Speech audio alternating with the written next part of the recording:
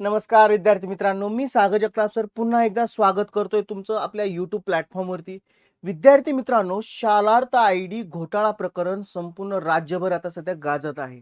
नागपूर असू द्यात, नाशिक असू द्यात, अमरावती, यवतमाळ याची व्याप्ती संपूर्ण राज्यभर पसरलेली आहे.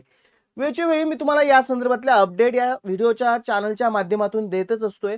नुकतीच एक अपडेट हाती आलेली आहे की ज्यामध्ये पवित्र पोर्टलद्वारे म्हणजे नुकतीच जी काही शिक्षक भरती झाली 2022च्या पवित्र पोर्टल प्रणालीद्वारे आणि त्या पवित्र पोर्टलद्वारे जी काही निवडले गेलेले शिक्षक आहेत शालार्थ आयडी घोटाळ्याच्या व्याप्तीमध्ये आता या संपूर्ण शिक्षकांना सुद्धा नोटीस बजावली जात आहेत. काय आहे ती नोटीस, कशा संदर्भाची नोटीस दिली जात आहे, संपूर्ण माहिती आपण या व्हिडिओच्या माध्यमातून घेणार आहोत. तत्पूर्वी चॅनलला नवीन असाल तर चॅनल सबस्क्राईब करायचं आहे, व्हिडिओ शेअर करायचा अशा शिक्षक वर्गांपर्यंत याला संपूर्ण माहितीचा उपयोग होईल. आणि जाता जाता व्हिडिओ आवडला असेल तर लाईक करायला विसरायचं नाही. तत्पूर्वी विद्यार्थी मित्रांनो, आता सध्या आणखीन एक गोष्ट अत्यंत महत्त्वाची आहे, म्हणजे टीईटीची परीक्षा 21 जूनला आपण या परीक्षेला सामोरे जात आहोत. नुकतीच त्याची मुदतवाढ फॉर्म भरण्याची दिली गेलेली आहे. 24 तारखेपर्यंत फॉर्म भरण्याची मुदत आहे आणि याच्याच परिपूर्ण तयारीसाठी बाळासाहेब शिंदे सरांच्या मार्गदर्शनाखाली अत्यंत दर्जेदार अशी बॅच सुरू झालेली आहे, महागुरु 1.0 बॅच. आणि सेवेत असणाऱ्या, रुजू असणाऱ्या, कारण त्यांनाही टीटी अनिवार्य आहे त्यांची सेवा अबाधित ठेवण्यासाठी आणि पदोन्नतीसाठी, खास त्यांच्यासाठी आपण गुरुवर्य 1.0 बॅच सुरू केलेली आहे. यामध्ये शिंदे सरांचं मोलाचं असं मार्गदर्शन, परिपूर्ण अशी तयारी, अगदी हमखास आउट ऑफ मार्ग पाडण्याची गॅरंटी आणि सर्वात विशेष म्हणजे महाराष्ट्रातील सर्वोत्तम टीम त्यांना तुम्हाला मार्गदर्शक म्हणून लाभत आहे. म्हणजे काय तर तुमचं यावर्षीचं पात्रता धारण करण्याचं स्वप्न नक्की साकार होणार आहे. आणखीन एक बातमी आनंदाची म्हणजे तुम्ही ज्यावेळेस ही बॅच परचेस कराल त्यावेळेस तुम्हाला बॅच सोबत शिंदे सरांचं अत्यंत दर्जेदार असं बुक टीटी साठीचं टीटी महाग्रंथ हे बुक फ्री मिळणार आहे. करायचंय काय, दिलेल्या कॉन्टॅक्ट नंबरला कॉल करायचा आहे. बॅच विषयी संपूर्ण डिटेल जाणून घ्यायचे किंवा डिस्क्रिप्शन बॉक्स मध्ये ऍप लिंक दिलेली आहे, द विनर स्टडी ऍप, हे ऍप इन्स्टॉल करायचे आणि तात्काळ बॅच परचेस करायची. 100% तुमचं यावेळेचं पात्रता धारण करण्याचं स्वप्न साकार होईल यात मात्र शंका नाही.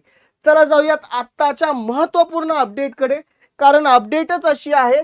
आजच्याच पेपरला साधारणतः लोकमत पेपरला आलेली ही बातमी आहे. पवित्र पोर्टलद्वारे जी काही निवडले गेलेले शिक्षक यांना देखील शालार्थ आयडी घोटाळ्या प्रकरणी नोटीस बजावली जात आहे. शिक्षण क्षेत्रात आता साहजिकच आहे त्यांचा आणि शालार्थ आयडी घोटाळ्याचा तसा संबंध नाही, कारण पवित्र पोर्टलद्वारे त्यांची नियुक्ती झालेली आहे. आता अशा जर नोटिसा येत असतील तर साहजिकच त्या क्षेत्रामध्ये संभ्रम निर्माण, कारण त्या नोटिसा काय आहेत, का बजावल्या जात आहेत हे जाणून घेणं गरजेचं आहे. त्यामुळे एक संभ्रमावस्था आहे. संबंधित शिक्षक साहजिकच तणावात असणं, कारण अशा नोटिसा मिळाल्यात. तर काही शिक्षकांची 29 म्हणजे येईल ती जी तारीख आहे 29 त्या रोजी चौकशी देखील होणार आहे. बघा यावर या ठिकाणची बातमी, शासनाच्या पवित्र पोर्टल मार्फत नियुक्त शिक्षक तसेच अल्पभाषिक व अल्पसंख्याक शाळातील शिक्षकांनाही शालार्थ आयडी घोटाळा प्रकरणी नोटीस पाठवण्यात आलेल्या आहेत. त्यामुळे शिक्षण क्षेत्रात मोठा संभ्रम निर्माण झालेला आहे. नाशिक विभागातील शालार्थ आयडी घोटाळ्यात खाजगी प्राथमिक, माध्यमिक व उच्च माध्यमिक शाळातील शिक्षकांची विशेष तपास पथकाद्वारे चौकशी सुरू आहे. ही चौकशी नाशिक येथील शिक्षण विभागाच्या उपसंचालक कार्यालयामार्फत जळगाव, धुळे, नंदुरबार व नाशिक जिल्ह्यामध्ये सुरू आहे. ज्या शिक्षकांची नावे SIT चौकशीसाठी समोर आली होती ते गेल्या सुमारे 20 दिवसापासून तणावाखाली आहेत, बरोबर. त्यांच्या कुटुंबांनाही मानसिक ताण सहन करावा लागत आहे. मात्र चौकशी दरम्यान संबंधित शिक्षकाकडून केवळ कागदपत्रे म्हणजे जी काही डॉक्युमेंट्स फाईल असतील त्या जमा करून घेण्यात आली आणि तुमचा या प्रकरणाशी काही संबंध नाही, हा अत्यंत महत्त्वाचा पॉइंट आहे. फक्त चौकशीला बोलवलं जात आहे, त्यांची कागदपत्र तपासली जात आहे आणि तुमचा या प्रकरणाशी काही संबंध नाही असं सांगितलं देखील जात आहे. त्यामुळे आता हे जर ऐकलं असेल तर साहजिकच त्यांना सुटकेचा निश्वास सोडतील ते. काही शिक्षकांना पुढील सुनावणीसाठी, काही शिक्षक आहेत त्यांना 29 एप्रिल रोजी पुन्हा हजर राहण्यास देखील सांगण्यात आलेलं आहे. एका शिक्षकाने नाव न सांगण्याच्या अटीवर ही माहिती दिली असून या प्रकरणामुळे शिक्षकांमध्ये भीती व संभ्रमाचं वातावरण आहे. अनेक शिक्षक माहिती देण्यासही टाळाटाळ करत आहे, कारण नोटीस मिळत आहे.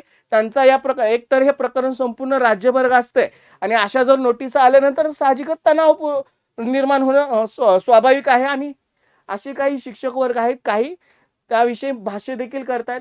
शासनाच्या प्रक्रियेतून नियुक्त तरी चौकशी. त्यांचं म्हणणं अगदी रास्त आहे, की आमची नियुक्ती शासनाच्या प्रक्रियेतून झाली, मग आमची चौकशी का बरं केली जाते?